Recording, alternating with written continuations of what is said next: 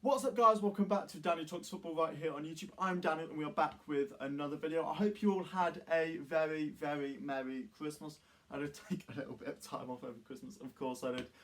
I was going to release a video on Christmas Day and then I thought, well, there's no point, is there? Because nobody's going to watch it. Because you're all going to be spending time with your family. So I hope you did all have a very, very good day. And we are back to react to Boxing Day 2023. Now, it wasn't like Boxing Days at 1963, the one that you see all over Instagram, like everywhere on Boxing Day and Christmas Day, when there was a load of goals scored and Michael Leicester only won 2-0. It wasn't a bit like that, but it was still a very, very good Boxing Day. So I wanted to have a sit down and react to the 5 fixtures that went on. I was going to do the whole game week and then I realised that won't then come out until what? Friday the 29th? No. Tomorrow. What's tomorrow? The 28th. So I would have been a video for 29th. I didn't need that, so I've got a video for the 29th. So it's coming out today instead. So we're just reacting to the 5 Boxing Day games. We'll start off with Newcastle versus Nottingham Forest. Now this was a massive win for Forest under Nuno Espirito Santo. Santo's second game in charge of Forest and his first win. We'll touch on both sides here because I think that it's both got a lot of importance. Obviously, Newcastle have not had an excellent season. Newcastle are currently sitting 8th in the Premier League, 29 points, 5 points off Man City in 5th and 7 points off the Champions League places, which is obviously the competition that Newcastle were in before they got knocked out. Now, going into the season, I think a lot of Newcastle fans would have said, you know, we want to get through in the Champions League, and if Premier League form takes a dip, that we'll take that, and that's okay. Because of Newcastle's group, that wasn't particularly possible because they did have such a hard group. You know, PSG, AC Milan and Borussia Dortmund, that would have been a very difficult group to qualify out of. And I think had they've done that, a lot of people would have been shocked. They've also been hit with a lot of injuries and that definitely has not helped them. And obviously Tonali's ban, their star signing, again, has not helped the club. So I think Newcastle will be fine. Apparently there's some pressure on Eddie Howe. I don't see that personally. I think you do stick with Howe. I don't see where, you know, there's a better option out there currently. Eddie Howe is an excellent manager and you're not going to get better. Simple as, you know, somebody who gets that project and gets what Newcastle are trying to do, you're not going to get somebody better than Eddie Howe. And obviously he brought them from, you know, that relegation club, that's at the bottom of the Premier League, up to where they finished, and then obviously the Champions League spots last year. So I would stick with Howe. I think there's just too many injuries in the squad and they will need some reinforcements in January. Looking at Forest, however, this was a really, really good performance. Obviously, Chris Wood with a hat-trick. 2 good goals in there and 1 tap-in, in all honesty. But 2 really good goals in there. Thought Forest looked okay. I'm still not convinced on Nuno's project, I will be honest. I still think Nuno has a lot more to do for me to be convinced on his project. Simply because I don't think it was the right decision. I think they should have stuck with Cooper. However, this was a good performance from the Forest side and it was a good result, obviously getting a win away at Newcastle. You know, a Newcastle side who are challenging. Forest are in that relegation battle, especially after Luton's victory, which we'll speak about later. You know, they're 2 points clear of the drop. It's going to be between probably Forest, Everton and Luton for that final spot. Depends how Everton sort of continue to pick up their form. If Everton can continue to pick up their form, they should be alright. I reckon it will be Burnley, Sheffield United and one of Nottingham Forest or Luton.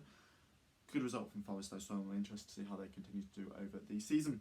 Bournemouth versus Fulham next up, and this was a massive win for Iraola's men. Now, Iraola has really, really turned it around in recent time. Bournemouth have now won, 4 in a row. They've won 6 out of their last 7 games. You know, the form has really, really turned up from Bournemouth. It's not exactly like they've been easy games. They've had Manchester United in there, who they did turn over 3-0. They've had Newcastle in there, who they did turn over 2-0.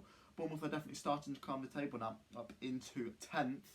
And this was a really dominant performance from Iraola's men. They're looking like a really, really good side. And I think Bournemouth will do well this season, personally. I could see them getting top 10 now. I really, really could. I'm going to do some updated Premier League predictions at some point. I've got awards to come out of 2023 and some predictions for 2024 as well. I've got, you know, transfer stuff, obviously, but I do want to get some predictions done because I think updated Premier League predictions are a really good thing to do, and I will put Bournemouth quite high. I think Iraola's doing really, really well with that side, and yeah, but I think they'll do well. Next up, Sheffield United versus Luton. Now, this was a massive win for Luton, scoring obviously in the 81st minute. Obviously, you know, Luton going 1-0 ahead. Sheffield United then bringing it back to 2-1 to the Blades at home. Chris Wilder's men, and then 2 own goals. 2 own goals? 2 own goals from Sheffield United to win the game 3-2 for Luton. It's a massive 3 points for Luton, and you know, it does leave Sheffield United really down and possibly out. I think 9 points after 19 games, that's not enough to keep you up in the league. You know, you're halfway through the season now at 19 games. You're not going to stay up with 18 points, are you? And I know they could pick up more points over the second half of the season.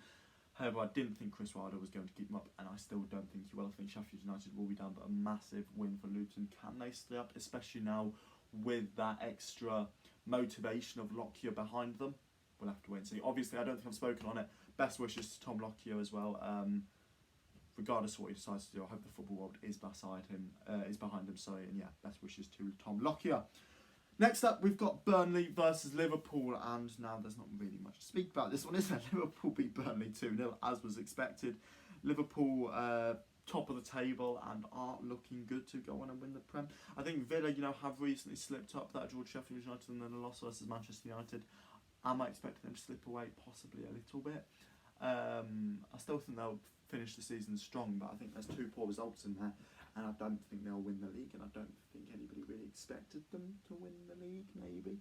I think it will be between Liverpool, Arsenal and Man City, and I think you've still got to put Man City in that trio, really, simply because they are Man City and what we all know they can do. But this was a really, really good 3 points from Liverpool. It puts them 2 points clear of Arsenal, obviously with Arsenal having a game in hand, which they are playing tomorrow.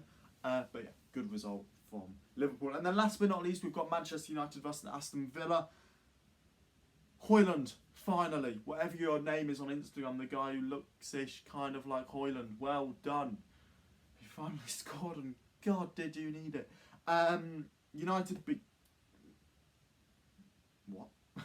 United beat Aston Villa 3-2 here in a massive comeback, obviously with Villa going 2-0. Emery's side are looking good. However, United did win the game here, win the game fairly. Garnacho looks like a really, really good player. And obviously this was a massive win for United. Does this ease the pressure on Ten Hag slightly, but I still think with Ineos coming in, I still think there's a lot that Ten Hag does need to do to win over the new board. I know it's only 25%, but still with them being in charge of footballing operations, then he does have a lot to do to win them over. But still, I think this is a really, really good point. Really, really good win for United, and yeah, interested to see what they go from here. But there we go. That is my roundup of Boxing Day 2023. As I say, it's nothing like Boxing Day 1963. If you have enjoyed it, please hit that like button, subscribe to the channel, and drop your thoughts down below. And I'll catch you all again in the next video. Videos are back, I promise you. See ya.